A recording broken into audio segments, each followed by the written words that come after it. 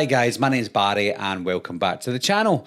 I'm going to be talking box office for David Gordon Green's Halloween trilogy today. I recently put out on social media asking people if they thought that David Gordon Green's Halloween trilogy was a financial success or failure, and most people thought it was a financial success. I do have the figures, almost exact. It won't be obviously to the penny, but I have the figures to say if it was a financial success or not. Now, before we get into it, there's a few rules on this because I know that some people are really passionate about the box office. Even if they don't know about the box office, they're still passionate. So, before we get into the numbers, guys, this has no bearing on the Peacock figures, streaming, DVD, Blu-ray, any other thing that they sell to make money for the franchise doesn't count in this video. I'm only talking box office figures, theatrical figures, so I'm only gauging on if it is a success at the box office. Now, a lot of people do get that mixed up. They'll say, well, it was a box office hit because it made $50 million on Blu-ray. I'm like, well, Blu-ray isn't box office. We're only talking box office. Of course, the film is still making money today. The three films are still making money today. But when you talk about financial success at the box office, we're only talking theatre money, and that's it. Anything else just doesn't count. Someone once said to me, and I'm sure he's watching and he'll know who he is, that when you look at movies at the cinema release and whatever they take at the cinema are only seen as an advertising campaign for that specific film's life. So if a movie comes out and makes, I don't know, $50 million, that's great. And whether it's a box office success or a flop doesn't really matter in the long run because that movie will continue to make money forever until they decide not to make money on movies ever again. So they're seen as advertising campaigns. So I do know that films will continue to make money every year for the rest of our days, but we're talking box office. Another thing before we begin, because Halloween Kills and Halloween Ends came out day on date with streaming, I know that affects the box office, but that's an excuse. Whether it's a good excuse or not, that's still an excuse, but we're only talking factual figures here. So yes, of course, there's issues at play, but the figures are still the figures at the end of the day. So how profitable or how much of a loss did these films make? We're about to find out. Let's start with Halloween 2018. Now, the budget for Halloween 2018 was $10 million. I think most people know that. Now, there was marketing involved. I do see online that some people say, well, marketing's separate and it doesn't count. I fail to see why that doesn't count. Somebody has to pay marketing, and marketing has to be recouped if the film makes a profit, even if it makes a loss. So marketing 100% absolutely counts when you're doing these figures. So the budget being 10 million, how much do you think the marketing was? Well, the marketing was, and it is confirmed to be, $75 million for this $10 million movie. So, as you know, 75 million plus 10 is $85 million. So the film cost $85 million to make in total. But it doesn't stop there. You would think, okay, it only needs to make $85 million at the box office to break even. That's not the case. Now, when I'm doing these figures, I will be doing these figures without tax. That means whatever a film makes, if they break a threshold, they obviously need to pay tax on the profits. But we're not going to get into that, which means I'm giving the trilogy the benefit of the doubt that even though if it's made a profit at some point, I'm not saying they need to pay tax when they probably do. So my figures are leaning towards benefiting the film, but we'll find out. So, domestically, the film made $159,342,000 at the domestic box office, that is the US. But the studio don't get that money. Of course, the cinemas have to take the cut. The studios only get about 60% of the domestic intake. So from that 159 million, they only received 95.6 million of the domestic box office. When I say only, that's still good because they've already made the money back. When you look at the international take, It made $100 million at the international box office. However, at the international box office, the studio only get less than domestic. So they only receive 40%, not exactly, but around 40% of the intake. So they received about $40.2 million from the international box office. So when you look at the worldwide figures, the film made $259.9 million at the worldwide box office. However, the studio walked away with $135.8 million at the box office worldwide. So when you look at the total cost of $85 million, the movie made a profit of $50.8 million worldwide. So you would look at that first movie as a complete success. Yes, of course, it made $259 million at the box office. And some people think, well, it only cost $10 million, so it made $249 million. At face value, you would think that's the case. However, the actual profit for the movie was $50.8 million. Let's move on to Halloween Kills. Now, the budget for Halloween Kills was doubled. It was $20 million to make the movie.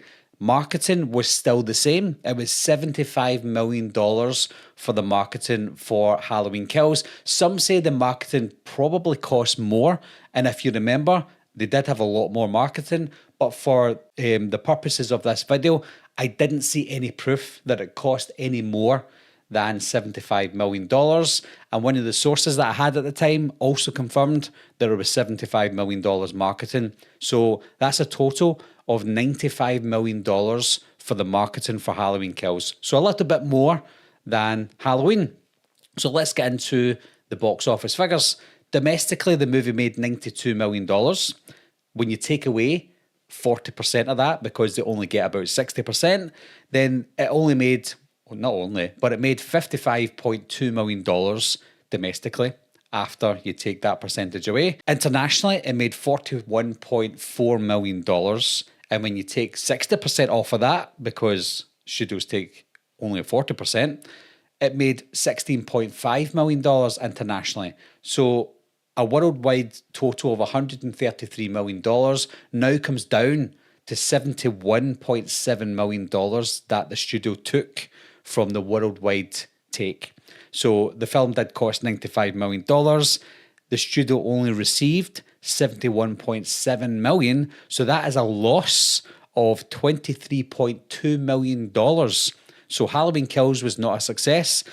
Box office wise, it was a failure. Let's move on to Halloween Ends. That had the biggest budget. That cost $33 million to make production.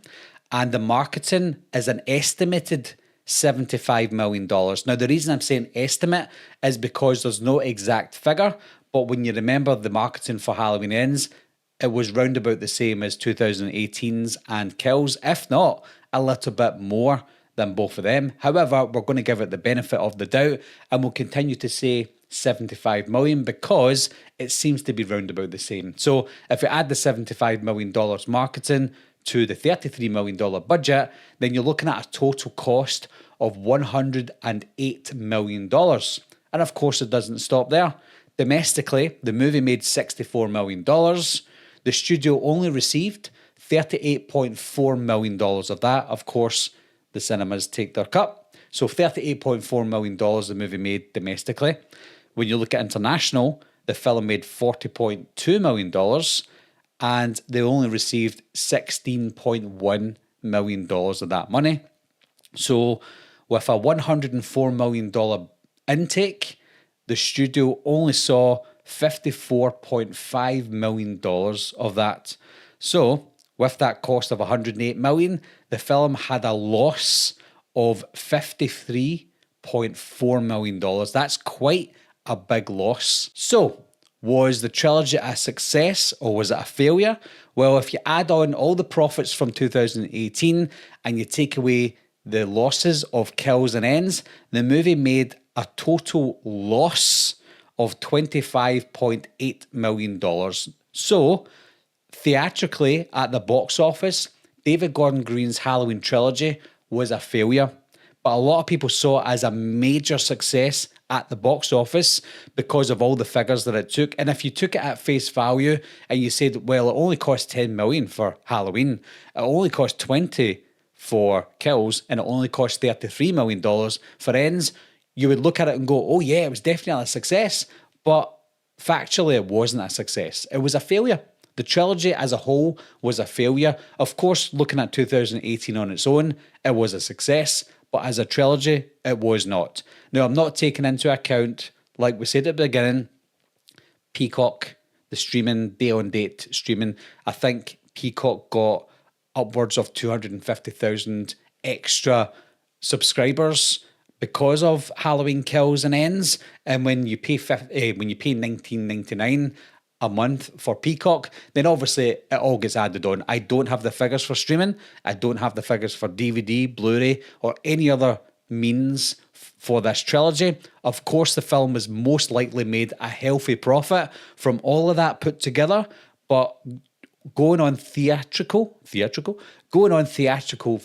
which is all we can go by in this video, it was theatrically a box office failure. When it comes to box office figures, not just with Halloween, but for any movie, whenever I mention how much a film makes at the box office on Twitter, I do get a lot of trolls coming back at me saying, you know nothing about box office. I do know a lot about box office.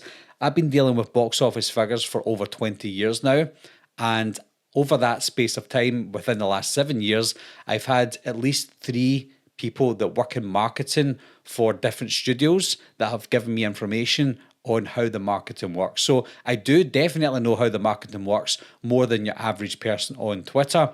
And I do see a lot of people on Twitter saying, oh, the film cost $50 million. It only needs to make 2.5 of its production budget. And I'm like, how do you get that information? And they always show me screenshots of random websites that say that a film needs to make 2.5 its budget. That's 100% not the case. That's completely inaccurate. And if that was true, then Halloween from 2018 costing $10 million would only need to have made $25 million to break even. That's not true. It cost $10 million.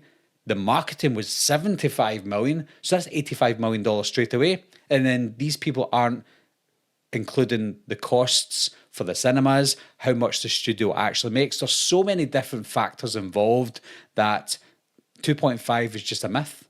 It's an absolute myth. And when I pull people up for it saying, that's not how it works, this is how it works, they think I'm crazy.